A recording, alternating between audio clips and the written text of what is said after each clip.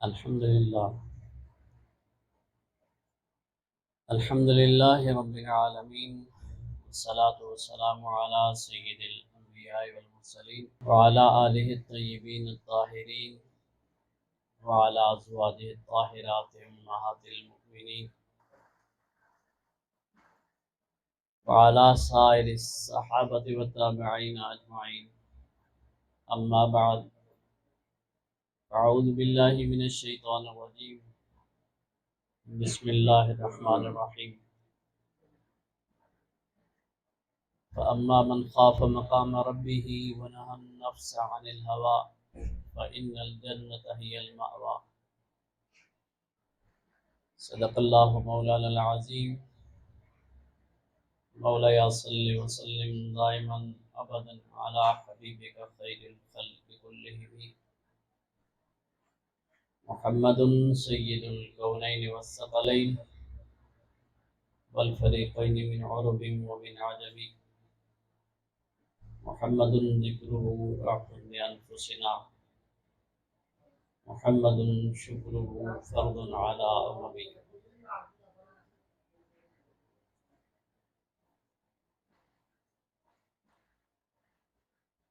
محترم حاضرین محفل،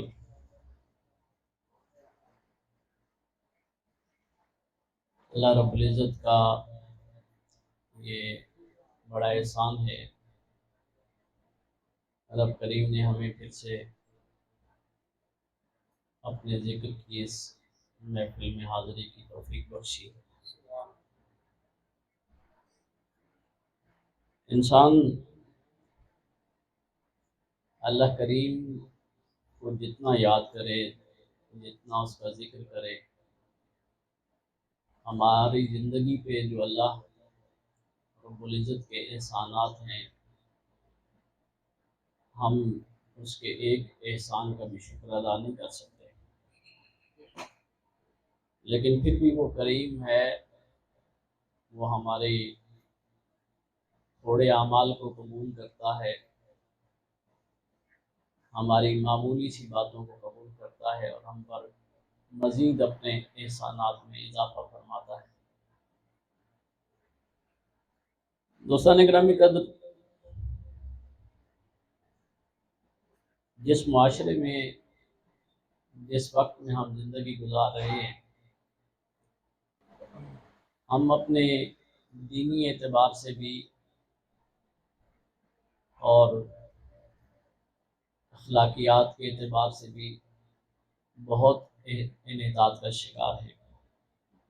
بڑی تنزلی کا شکار ہے، اور جو اخلاقی پہلو ہے، کریم آقا صلی اللہ علیہ وآلہ وسلم کے متعلق سیدہ عائشہ صدیقہ رضی اللہ تعالیٰ عنہ ارشاد فرماتی ہیں کہ کانا خلقہ القرآن، رسول کریم علیہ الصلوۃ والتسلیم کا سارا زندگی کا آپ کا اخلاق جو ہے وہ قرآن مجید کا جیتا جاگتا نمونہ ہے، آپ کی زندگی پوری کی پوری۔ اس کا مطلب یہ ہے کہ جو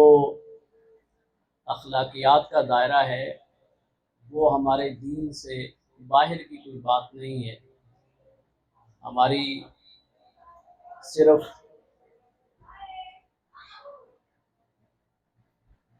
ایک معاشرتی ضرورت نہیں ہے، بلکہ ہمارے اندر اخلاق کا اچھا ہونا اور اچھی عادات کا پایا جانا یہ ہماری دینی ضروریات میں سے ہے۔ جتنا ہم اخلاقی طور پہ اچھے ہوں گے، اتنا ہمارے اعمال کو، ہماری زندگی کو اللہ اور اس کے رسول کریم علیہ الصلوۃ والتسلیم کی بارگاہ میں شرف قبولیت نصیب ہوگی۔ ہم اللہ رب العزت کو یاد بھی کرتے ہیں، رسول کریم علیہ الصلوۃ والتسلیم سے محبت بھی رکھتے ہیں، لیکن بعض ایسے معاملات ہیں جن میں ہم معاشرتی طور پر کہ کیسے معاملات کے عادی ہو گئے ہیں کہ اب ہمیں یہ محسوس بھی نہیں ہوتا کہ ان معاملات میں ہم دین سے ہٹ کے چل رہے ہیں اور اللہ اور اس کے رسول کریم علیہ الصلوۃ والتسلیم کی نگاہ میں ہم بجائے کوئی اچھائی اکٹھی کرنے کے ہم جو ہے وہ اپنے آپ کو گناہوں میں ڈال رہے ہیں۔ اللہ کریم قرآن مجید میں ارشاد فرماتے ہیں وَأَمَّا مَنْ خَافَ مَقَامَ رَبِّهِ وَنَهَى النَّفْسَ عَنِ الْهَوَىٰ فَإِنَّ الْجَنَّةَ هِيَ الْمَأْوَىٰ، جو شخص اپنے آپ کو اللہ رب العزت کے خوف کی کیفیت میں لے آتا ہے، ہر وقت اس ڈر میں رہتا ہے، اس خوف میں رہتا ہے کہ کہیں مجھ سے کوئی ایسا معاملہ سرزد نہ ہو جائے کہ میرا اللہ مجھ سے ناراض ہو جائے۔ وَأَمَّا مَنْ خَافَ مَقَامَ رَبِّهِ وَنَهَى النَّفْسَ عَنِ الْهَوَىٰ، اپنے نفس کو اپنی خواہشات کی پیروی کرنے سے روک لیتا ہے۔ یہ ایک انتہائی ضروری معاملہ ہے کہ ہمارا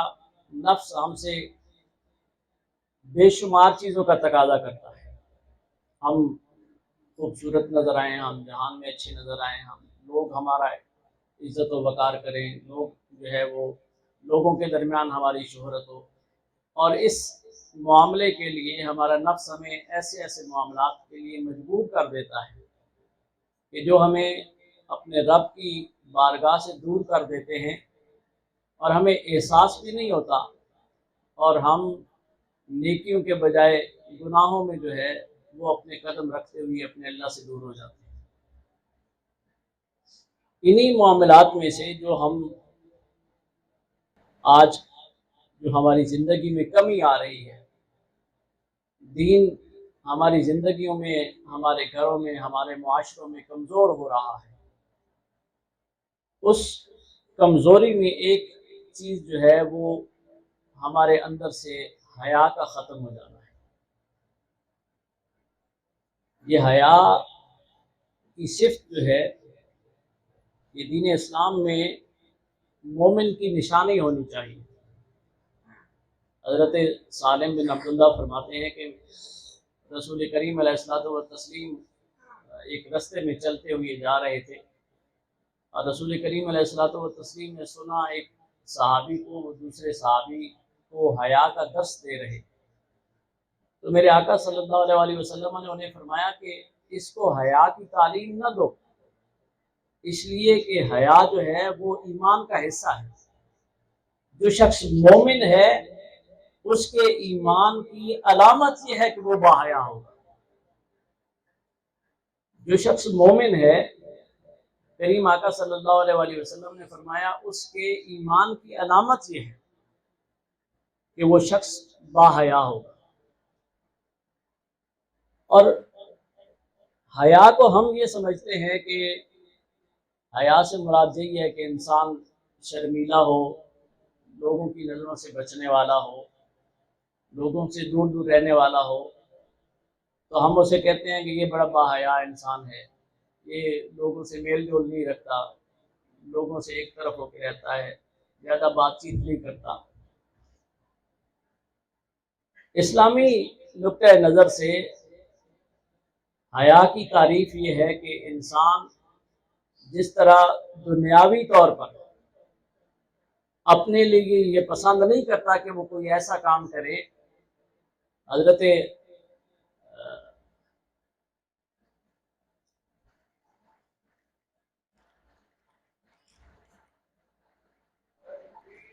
نعرے تکبیر،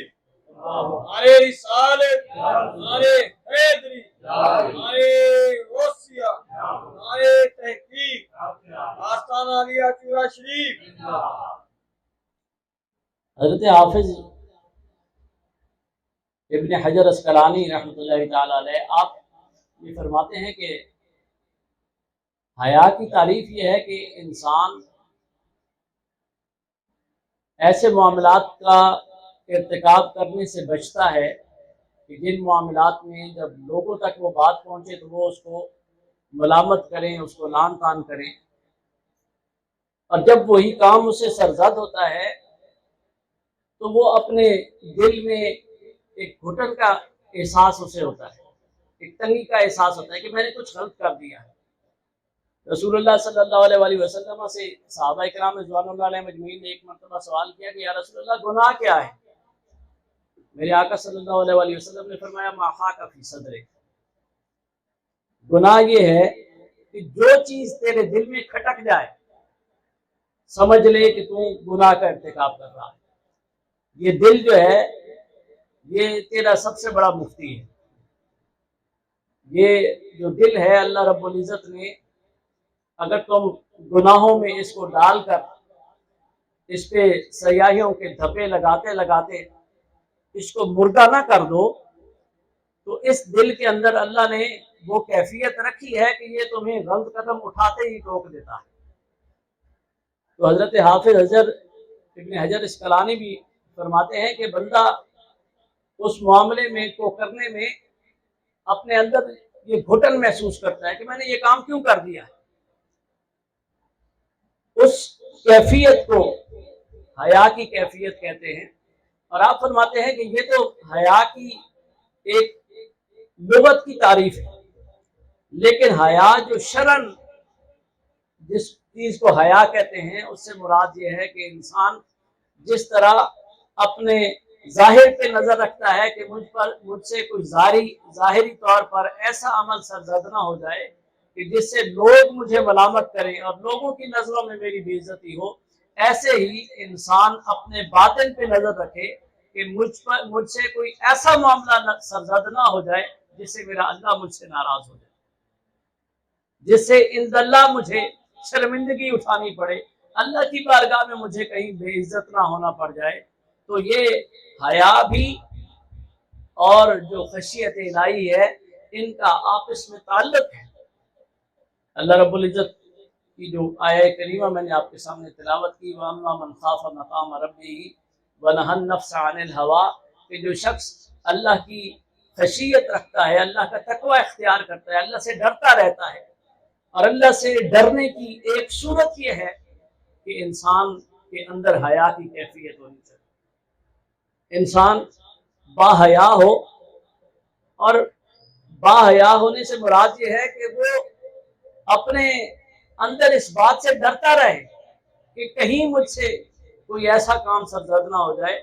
کہیں مجھ سے فلاں معاملہ جو ہے وہ سرزد نہ ہو جائے کہ اس کے سرزد ہونے سے، اس کام کے کر جانے سے میرا اللہ جو ہے وہ مجھ سے ناراض ہو جائے گا اور مجھے اللہ کی بارگاہ میں شرمندگی اٹھانی پڑے گی۔ جیسے مجھے لوگوں کے سامنے حاضر ہو کر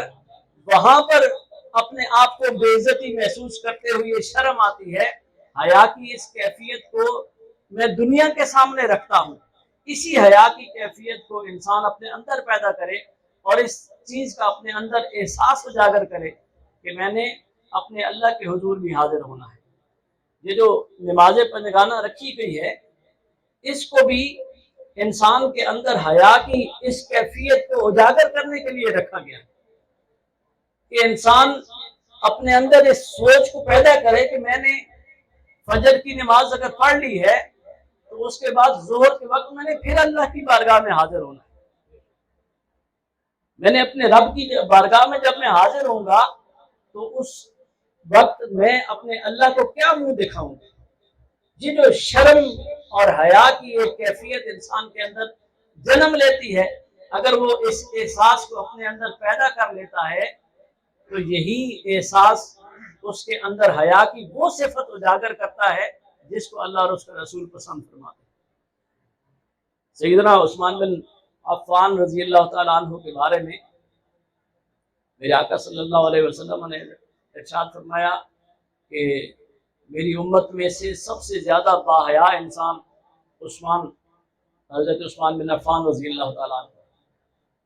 اور حضرت عثمان بن عفان رضی اللہ تعالیٰ عنہ کے حیا کی کیفیت کیا تھی؟ آپ فرماتے ہیں کہ میں جب بیت الخلاء میں جاتا، جب نہانے کے لیے جاتا تو اندھیرے میں جاتا، اور اندھیرا ہونے کے باوجود مجھے اپنے رب سے حیا آتی تھی اور میں اپنے کپڑے اتار کے کبھی نہیں نہایا۔ حضرت عثمان بن عفان اس اندھیرے میں بھی اپنے رب سے حیا کرتے ہوئے وہ چادر باندھ کر نہایا کرتے تھے، کبھی بھی اپنے سارے کپڑے اتار کے نہیں نہائے، اس لیے کہ انہیں اپنے رب سے حیا آتی تھی۔ حیا کی یہ کیفیت ہے کہ انسان یہ نہ سوچے۔ ایک مرتبہ صحابہ کرام رضوان اللہ علیہم اجمعین رسول اللہ صلی اللہ علیہ وآلہ وسلم سے ایک صحابی سوال کرنے لگے کہ یا رسول اللہ ہم اپنی کس قدر پردہ پوشی کریں؟ میرے آقا صلی اللہ علیہ وآلہ وسلم نے فرمایا کہ اللہ نے انسان پہ جو ستر لازم کیا ہے اس کے لیے ضروری ہے کہ اپنے اس ستر کو ڈھانپ کے رکھے۔ مرد کے لیے اس ناف کے نیچے سے لے کر یہ گھٹنوں کے نیچے تک کا حصہ یہ ستر کا حصہ ہے، یہ ڈھانپنا مرد کے لیے واجب ہے، اور بلا ضرورت مرد خود بھی اپنے ستر کو نہیں دیکھ سکتا اور دوسرے کسی بھی شخص کے لیے اس کے ستر کے اس حصے کو دیکھنا جائز نہیں ہے۔ جبکہ عورت کے لیے سوائے اس کے ہاتھ کی کلائی کو، سوائے اس کے پاؤں کے ٹخنوں تک کے حصے کو، اور سوائے اس کے چہرے کے اس گول دائرے کے حصے کو، اس کے علاوہ عورت کا پورا جسم جو ہے وہ اس کے لیے ستر ہے، اور اس جسم کے کسی حصے کو بھی عورت کے لیے ظاہر کرنا یہ اس کو گناہ میں ڈالتا ہے، یہ اس کے لیے جائز نہیں ہے۔ تو صحابی رسول جو ہے وہ رسول اللہ صلی اللہ علیہ وآلہ وسلم سے سوال کرتے ہیں کہ یا رسول اللہ ہم کس قدر اپنا ستر ڈھانپیں؟ میرے آقا نے فرمایا جو پورا بدن جو ہے وہ لباس میں ڈھپا ہو تو اچھی بات ہے، لیکن اگر اتنا کپڑا نہیں ہے تو کم از کم ستر کا حصہ اس کو ڈھانپنا تمہارے لیے ضروری ہے۔ وہ صحابی عرض کرنے لگے یا رسول اللہ کبھی لوگ جو ہے وہ اکٹھے دوستوں میں بھی ہوتے ہیں، بیٹھے ہوتے ہیں، اور وہاں پر ستر کی کیا کیفیت ہے؟ میرے آقا صلی اللہ علیہ وآلہ وسلم نے فرمایا وہاں پہ بھی تمہارے لیے ضروری ہے جس حد تک ممکن ہو سکے تم اپنے آپ کو باپردہ رکھ کے وہاں پہ بیٹھو۔ اب صحابی رسول فرمانے لگے یا رسول اللہ صلی اللہ علیہ وسلم جب انسان تنہا ہوتا ہے، کوئی اس کو دیکھنے والا نہیں ہے، کوئی اس کے پاس بیٹھا ہوا نہیں ہے، اکیلا ہے، یا رسول اللہ تب پردے کی کیا کیفیت ہونی چاہیے؟ میرے آقا صلی اللہ علیہ وآلہ وسلم نے فرمایا تو تمہارا رب سب سے زیادہ اس بات کا حقدار ہے کہ تم مجھ سے حیا کرو۔ صرف یہی نہیں کہ مجھے کوئی دیکھ رہا ہے تو میں اس سے پردہ کروں، میرے آقا صلی اللہ علیہ وآلہ وسلم نے فرمایا تمہارا رب اس بات کا سب سے زیادہ حقدار ہے کہ تم مجھ سے حیا کرو۔ اب ہم نے ان معاملات کو جو ہے وہ ہمارے ذہنوں سے نکال دیا گیا ہے، ہمیں اس چیز کو سمجھایا بھی نہیں جاتا۔ ہماری بہنیں، ہماری بیٹیاں، ہماری مائیں، انہیں اس چیز کی آج کل یہ فکر نہیں رہی کہ ہمارے بازو ننگے ہو رہے ہیں، ہماری پنڈلیاں ننگی ہو رہی ہیں، ہمارے سر کے بال جو ہیں وہ لوگوں کو نظر آ رہے ہیں۔ ہمیں یہی جو ہے وہ حال ہے کہ فیشن آج کا رواج ایسا ہے، جو شلوار آ رہی ہے وہ ٹخنوں سے اوپر رکھنی ہے، حالانکہ میری بہنوں بیٹیوں کے لیے ان جو ہے وہ جسم کے حصے کو ننگا رکھنا جائز نہیں ہے۔ وہ اپنے محرم کے سامنے بھی بلا ضرورت اپنے اس بازو کو یعنی وضو کرنے کے لیے باپ بھائی شوہر کے سامنے تو عورت کے جو ہے وہ بازو کا یہ حصہ ننگا کرنا پڑتا ہے، لیکن وضو کی ضرورت نہ ہو تو اس کے لیے اپنے گھر میں بھی اس حصے کو ننگا کرنا جائز نہیں، بجائے اس کے کہ وہ بازاروں میں جو ہے وہ اپنے ننگے بازوؤں کو لے کر پھرے۔ اسی طرح میرے بچوں کو، میرے بھائیوں کو یہ ایک نیا رواج جو ہے وہ نصیب ہو گیا ہے کہ انہیں گرمی بہت لگتی ہے اور وہ گرمیوں کے موسم میں ہاف نکر پہن کر بازاروں میں گھوم رہے ہوتے ہیں، حالانکہ اس میں بھی ہمارے یہ جو گھٹنے ہیں یہ ستر کا حصہ ہیں، اور اگر یہ ہمارا ستر کسی کے سامنے بھی جو ہے وہ ننگا ہوتا ہے، کہیں ہم بیٹھے ہوتے ہیں، کہیں جو ہے وہ ہمارا لباس ایسا ہے کہ جس سے ہمارا ستر کا جو ہے وہ ناف سے لے کر گھٹنوں کے نیچے تک کا حصے میں سے کہیں کا کوئی شطر ننگا ہو رہا ہے تو ہم گناہگار ہوتے ہیں، اند اللہ گناہگار ہو رہے ہوتے ہیں، لیکن ہم سے ان چیزوں کو نہ ہمیں سمجھایا گیا ہے، اور چونکہ ہمارے عام معمول کا حصہ بن گئی ہے اس لیے ہم اس کو گناہ نہیں سمجھتے، اور ہم لمحہ بلمحہ گناہگار ہو رہے ہوتے ہیں، لمحہ بلمحہ گناہگار ہو رہے ہوتے ہیں۔ اور رسول اللہ صلی اللہ علیہ وسلم کا یہ فرمان ہے کہ جب بندہ ایک گناہ کرتا ہے اس کے دل پہ ایک کالا دھبا لگتا ہے، جب دوسرا گناہ کرتا ہے وہ دوسرا کالا دھبا لگتا ہے، جب تیسرا گناہ کرتا ہے پھر تیسرا کالا دھبا لگتا ہے، یوں سیاہی بڑھتی چلی جاتی ہے، اور ایک وقت آتا ہے کہ سارا دل سیاہ ہو جاتا ہے، اور جب سارا دل سیاہ ہو جاتا ہے پھر انسان اپنے سامنے ہدایت والا معاملہ دیکھتا ہے، سنتا ہے، لیکن اس کا دل نہیں کرتا اس ہدایت والے کام کو کرنے، اس لیے کہ اس کا دل سخت ہو چکا ہوتا ہے۔ اللہ رب العزت نے اس پہ تالے لگا دیے ہوتے ہیں، اور یہ تالے اس لیے لگتے ہیں کہ آج کے معاملے میں ہمارے معاشرے میں ہم دین سیکھتے بھی نہیں ہیں، اور انجانے میں ہم ایسے گناہ کرتے چلے جا رہے ہوتے ہیں کہ جنہیں ہم سمجھتے ہی نہیں ہیں کہ ہم گناہ کر رہے ہیں، اور ہم سے وہ گناہ سرزد ہو رہے ہوتے ہیں۔ ہم اپنے اسی لیے میں نے اس معاملے کو سامنے رکھا ہے کہ یہ جسم کے حصے کو ڈھانپنا اور اس میں اپنے آپ اندر حیا کی کیفیت پیدا کرنا یہ ہماری ضرورت ہے، اور حضرت عثمان بن عفان رضی اللہ تعالیٰ عنہ کی سنت کو سامنے رکھیں کہ وہ دیوار کے اندر کمرے کے اندر جا کر اندھیرے میں بیٹھ کر بھی رسول اللہ صلی اللہ علیہ وسلم کے اس فرمان کو سامنے رکھتے ہیں کہ کوئی بھی تو نہیں ہے لیکن اللہ تو دیکھ رہا ہے، اس کے سامنے حیا کرو، اور وہ وہاں پر بھی بے پردہ نہیں ہوتے۔ حضرت ابوبکر صدیق رضی اللہ تعالیٰ عنہ ایک مرتبہ خطبہ ارشاد فرما رہے ہیں، آپ فرمانے لگے یا ایھا الناس استحیوا من اللہ، اے لوگو اللہ سے حیا کرو۔ تو آپ کے سامنے جو احباب بیٹھے تھے انہوں نے کہا جی حیا کی کیا کیفیت ہے؟ میں نے آپ کے سامنے پہلے یہی بات کی کہ ہم یہی سمجھتے ہیں کہ حیا کا مطلب صرف شرمانا ہے، جھجکنا ہے، لوگوں کے پاس اکٹھے ہونے، جہاں پہ لوگوں کا اکٹھ ہو وہاں پہ جانے سے گھبرانا ہے، ہم یہی سمجھتے ہیں کہ یہی حیا ہے، یا کوئی شخص اپنی آنکھوں کو جھکا لیتا ہے تو یہ حیا ہے۔ حضرت ابوبکر صدیق رضی اللہ تعالیٰ عنہ فرمانے لگے اے لوگو اللہ سے حیا پیدا کرو۔ لوگوں نے پوچھا جی حیا کی کیا کیفیت ہے؟ آپ فرمانے لگے حیا کی یہ کیفیت ہے کہ میں جب بیت الخلاء میں جانے لگتا ہوں مجھے اپنے اللہ سے حیا آ جاتی ہے، اور میں ننگے سر کبھی بیت الخلاء میں نہیں جاتا۔ حضرت ابوبکر صدیق رضی اللہ تعالیٰ عنہ ہمارے مرشد گرامی فرماتے ہیں میں ننگے سر بیت الخلاء میں نہیں جاتا کہ مجھے اپنے اللہ سے حیا آتی ہے، اور ہم مسجد میں ننگے سر چلے جاتے ہیں۔ ہمارے دوست یہی کہتے ہیں کہ نہیں جائز ہے، ننگے سر نماز پڑھنا جائز ہے۔ آپ کہاں کہتے ہیں کہ ضروری ہے ٹوپی پہن کر نماز پڑھنی، دستار پہن کے نماز پڑھنی؟ جب رسول اللہ صلی اللہ علیہ وسلم سختی نہیں کر رہے، اجازت دے رہے ہیں، بھائی اجازت، دین الدین و یسر، میرے کریم آقا صلی اللہ علیہ وسلم نے ہر معاملے میں آسانی رکھی ہے، لیکن آسانی کا یہ مطلب نہیں ہے کہ رسول اللہ صلی اللہ علیہ وسلم کی سنت کو چھوڑ دیا جائے۔ اگر جو ہے وہ ننگے سر نماز پڑھنا جائز ہوتا تو رسول اللہ صلی اللہ علیہ وسلم اور صحابہ کرام رضوان اللہ علیہ مجمعین کے اکثر معمول کا یہ حصہ ہونا چاہیے تھا، لیکن نماز تو دور کی بات ہے، رسول کریم علیہ الصلوۃ والتسلیم اور صحابہ کرام رضوان اللہ علیہ مجمعین اپنے عام معمولات میں بھی ننگے سر کہیں نہیں بیٹھتے، لوگوں سے میل جول ہو یا گھر کے اندر جو ہے وہ بیٹھنا ہو، وہاں پر بھی کریم آقا صلی اللہ علیہ وسلم اور صحابہ کرام رضوان اللہ علیہ مجمعین اپنے سروں کو ڈھانپ کے رکھتے ہیں۔ اور حضرت ابوبکر صدیق رضی اللہ تعالیٰ عنہ فرماتے ہیں مجھے تو اللہ سے اس قدر حیا آتی ہے کہ میں یہ بھی نہیں پسند کرتا کہ میں بیت الخلاء میں جاؤں اور میرا سر ننگا ہو اور میرے رب کی جو ہے وہ نگاہ جو ہے وہ مجھ پر پڑ رہی ہو۔ تو آپ فرماتے ہیں کہ میں بیت الخلاء میں بھی ننگے سر نہیں جاتا، لیکن ہماری کیفیت یہ ہے کہ ہم مساجد میں بھی ننگے سر چلے جاتے ہیں، اللہ کے حضور حاضر ہوتے ہیں ننگے سر۔ اس جو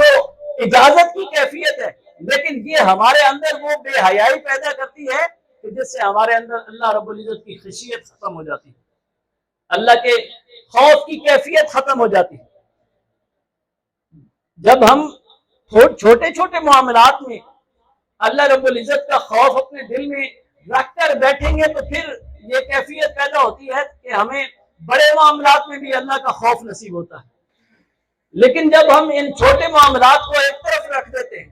اور ان کی پرواہ نہیں کرتے تو یہی وہ چھوٹے چھوٹے گناہ ایسے ہیں جو ہمیں اٹھا کر پھر بڑے گناہوں میں مبتلا کر دیتے ہیں.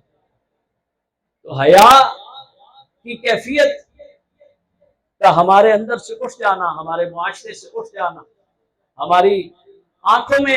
حیا نہیں رہا، ہمارے ذہنوں میں حیا نہیں رہا. رسول اللہ صلی اللہ علیہ وسلم ایک اور حدیث مبارکہ میں آتا ہے کہ میرے کریم آقا صلی اللہ علیہ وسلم نے ایک ایسے ہی ارشاد فرمایا، جیسے حضرت ابوبکر صدیق رضی اللہ تعالیٰ عنہ نے ارشاد فرمایا، ایسے ہی رسول کریم علیہ الصلوۃ والتسلیم ارشاد فرمانے لگے، اے میرے صحابہ اللہ سے حیا کرو.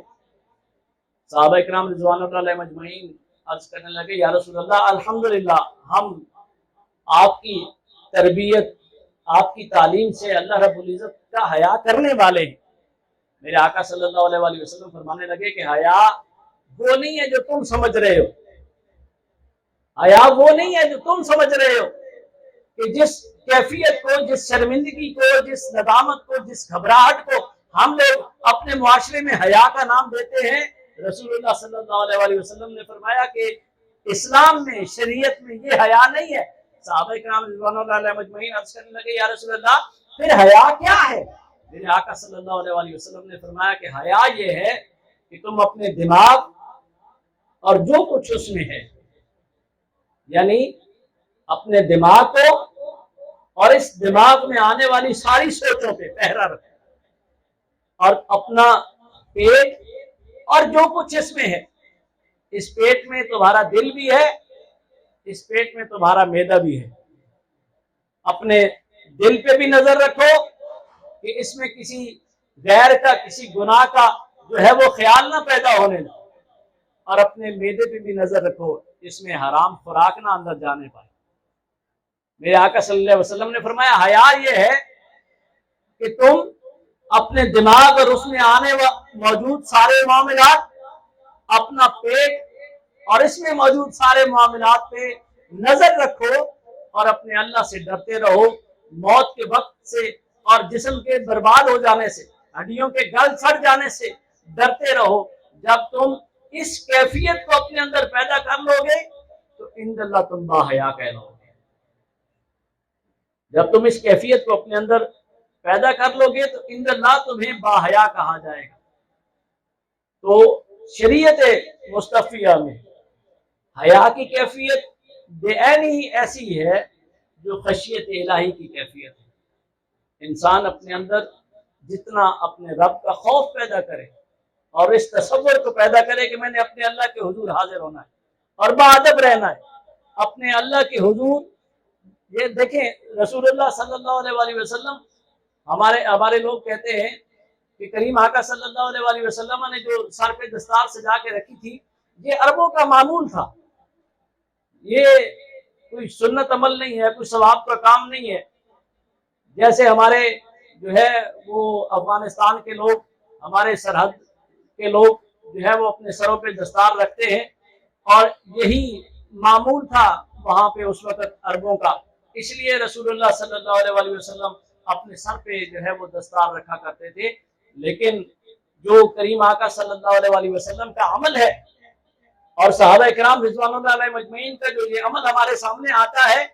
وہ یہ بتاتا ہے کہ یہ عمل صرف عرب کی روایات کو قائم رکھنے کے لیے نہیں تھا، بلکہ یہ عمل اللہ رب العزت کے حضور بادب حاضری کے لیے تھا.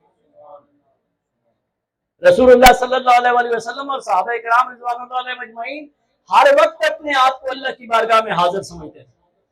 وہ یہ نہیں سمجھتے تھے کہ ہم نے مسجد میں جانا ہے تو اللہ کی بارگاہ میں حاضری ہونی. وہ اپنے آپ کو ہر وقت اللہ کی نگاہ میں رکھتے تھے اور یہ اس عقیدہ رکھتے تھے کہ ہم کہیں بھی ہیں، کہیں اٹھ رہے ہیں، کہیں بیٹھ رہے ہیں، کسی جگہ پہ چل رہے ہیں، ہمارا رب تو ہمیں دیکھ رہا ہے. اور جب وہ اس عقیدے پہ، اس نیت کو، اس بات کو اپنے سامنے رکھتے تھے کہ ہمارا اللہ ہمیں دیکھ رہا ہے، تو وہ اپنے اللہ کے نور ہمیشہ باز رہتے تھے.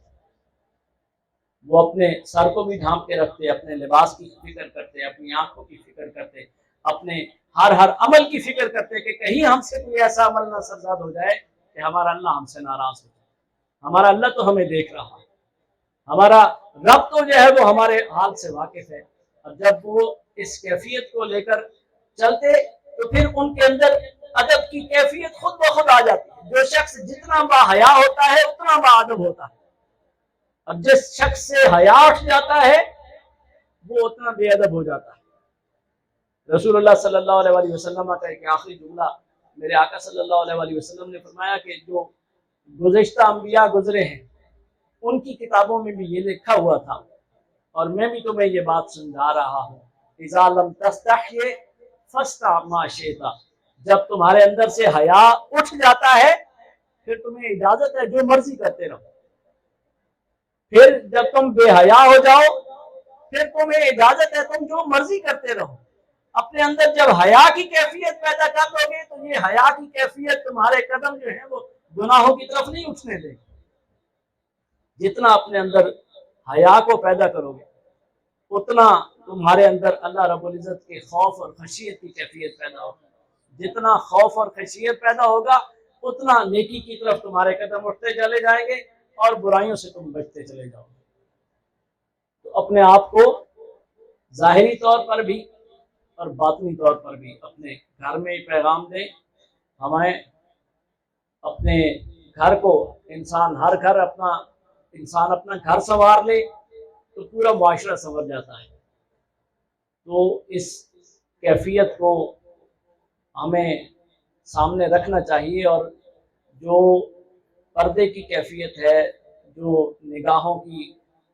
میں حیا کی کیفیت ہے,